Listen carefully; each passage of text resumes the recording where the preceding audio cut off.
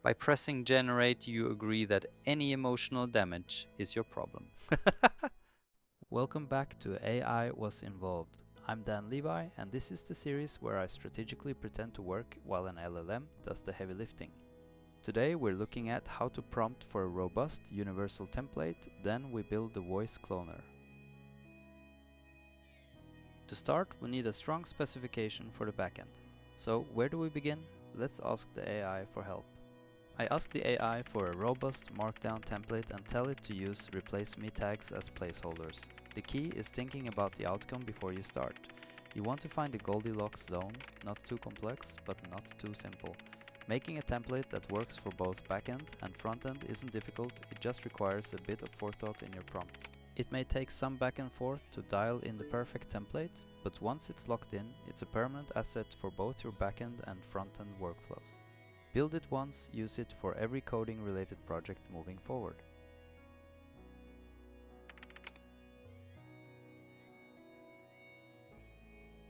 Researching before writing a spec means knowing exactly what needs to be defined.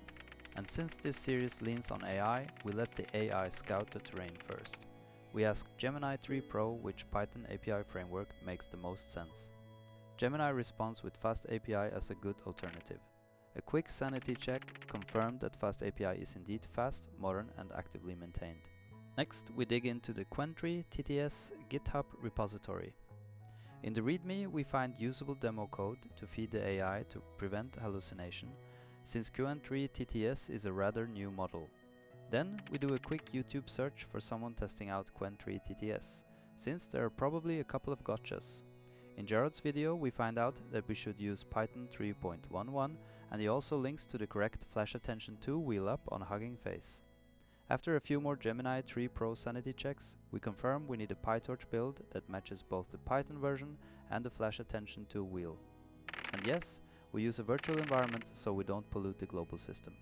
Now that we have a strong mental map of every moving part, we can start prompting using the template we made.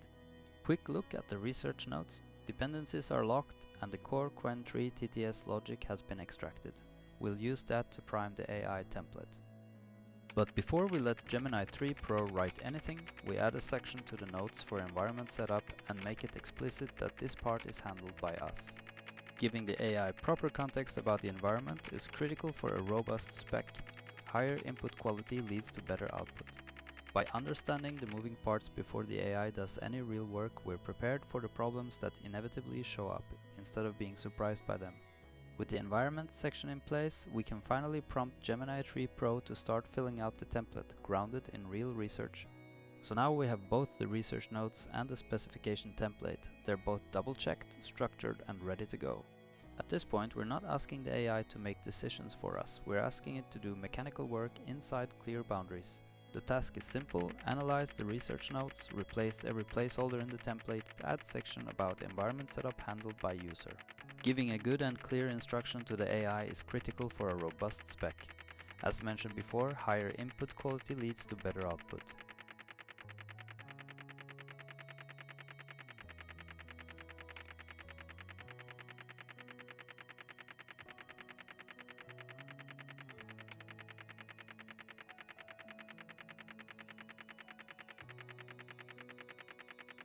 So now we sit back and let the AI do its job. And with such strong boundaries and clear instructions, it's really just translating research into a finished specification. Cleanly, predictably, and repeatably. After the AI has finished, we have a complete specification almost ready to be implemented. We just have to make sure the AI didn't make any mistakes. So a bit of manual review is in order. The spec is locked. Now for the only part that actually requires some manual labor, setting up the local environment so the AI's code actually has a place to live. We start by creating the backend folder and spinning up a virtual environment using Python 3.11. As our research pointed out, this version is the sweet spot for the dependencies we're about to install. Keeping it isolated means we don't break any other projects on this machine while we experiment. Now for that gotchas we found earlier, we first need to install the specific PyTorch build that matches our Python version and system environment. Then we install the FlashAttention 2 wheel directly that we downloaded from the Hugging Face URL. If we had just told the AI to install requirements, it would have failed miserably right here, and we would probably have been debugging for hours, or falling into an AI rabbit hole of trying to get the packages to play nice with each other. By handling the specialized hardware acceleration ourselves, we're clearing the path for the LLM to succeed later. Now that the environment is set up, we prompt the AI to generate a quick sanity check script. We run the script to verify that the environment sees the GPU, the CUDA versions match up, and all the critical libraries are importing without throwing errors. Everything is green, the foundation is officially solid. Environment is primed, dependencies are installed, and the GPU is ready to talk. Now we can finally feed our finished specification back to the AI and watch it build the actual backend logic. Now comes the fun part. We take the finished specification and hand it back to the AI. This is where the mechanical work payoff happens. We're not brainstorming anymore, we're executing a plan we already locked. So the prompt is basically use the specification, generate the backend, and don't get creative.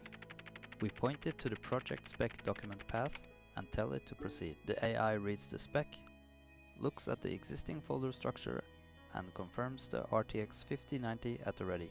Then it drafts an implementation plan and a task list before writing a single line of code. Fast API as the framework, Qwen3-TTS loaded once at startup using a global instance. 2 endpoints, set reference to capture the voice and generate to clone it. We review the plan, confirm it matches expectation and say proceed. And since we already handled environment setup, the AI can focus purely on code and structure.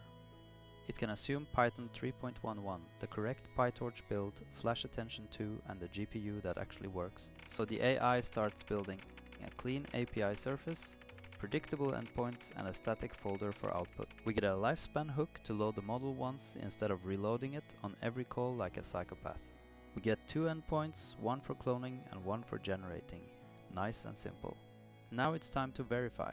The AI generates a test client to hit both endpoints. It spins up the server. The model starts fetching files under the hood, about 4 GB of weights. Fetching 4 files, 100%. Model loaded successfully. Uvicorn running on port 8000. The test client fires requests. First, try to generate without a reference voice, rejected as expected. Then set the reference with the sample audio file. Reference voice set successfully. Finally, generate audio from text. 237 kilobytes of cloned speech drops into output test.wav. Backend implementation complete and verified. We still review the output, of course. AI is fast, but it's also confidently wrong sometimes. But now review is verification, not detective work. If something looks off, we point to the spec, spot the issue and tell the AI exactly how to fix it. Fix the prompt, fix the spec, regenerate and keep the loop tight. Now it's done, we have a backend that compiles, makes sense and is ready to run. And that means we can move on to wiring up the frontend.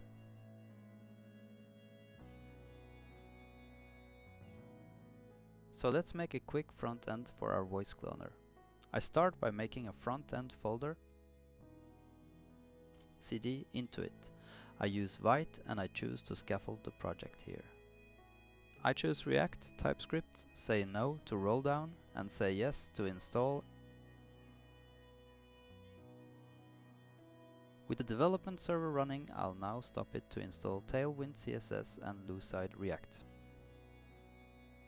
Continuing with the configuration, I'll open the Vite config.ts in the frontend directory to integrate Tailwind.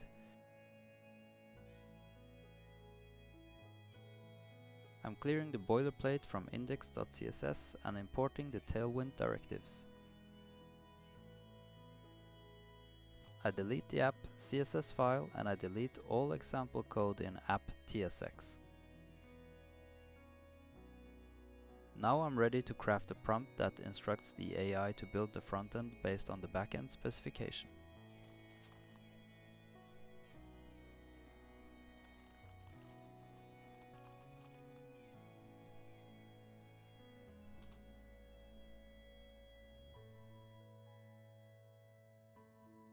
Now that it has received a clear prompt, we'll wait for it to analyze the project and propose a comprehensive plan. Okay, the plan is written, let's see how it's proposing to build this out. Proceed. We can go ahead and start the backend now.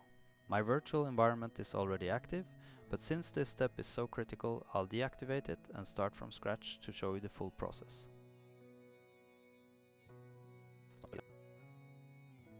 Now that the virtual environment is activated, we can run python main.py to start the application. The AI is attempting to install Lucide React again. Even though it's already installed, I'll let the process run to avoid interrupting the generation flow. The backend is now live on port 8000. As we can see, it's updating Vite config.ts to include a proxy that routes requests to the backend. Here it has updated index.css and added the order recorder TSX component. Running npm run build now to validate the code and catch any potential errors. Build triggered, but compilation is failing. Evaluating at apply directive as the cause of the build failure. Pointing out that at apply could be what's breaking the build. Here we see that Gemini struggles a little extra today. Let's try to fire it up by running npm run dev. Here we can see the result. I'm going to keep the backend terminal open on the side so I can monitor the logs while viewing the front end. Let's test audio functionality. This tool uses zero-shot voice cloning. The recorded audio extracts a voice vector which is then used to synthesize speech from your text prompt. Initial results are positive. Let's try to write something. Type the text you want the cloned voice to speak. Working exactly as intended. Let's try something else. Welcome to my next video, AI Voice Cloner, where I take you through the process of making a voice cloner app using Python and React. As you can see, this works. I think we'll wrap things up here. As always, don't forget to like and subscribe, and let me know in the comments what you'd like to see in the next tutorial. Thanks for watching.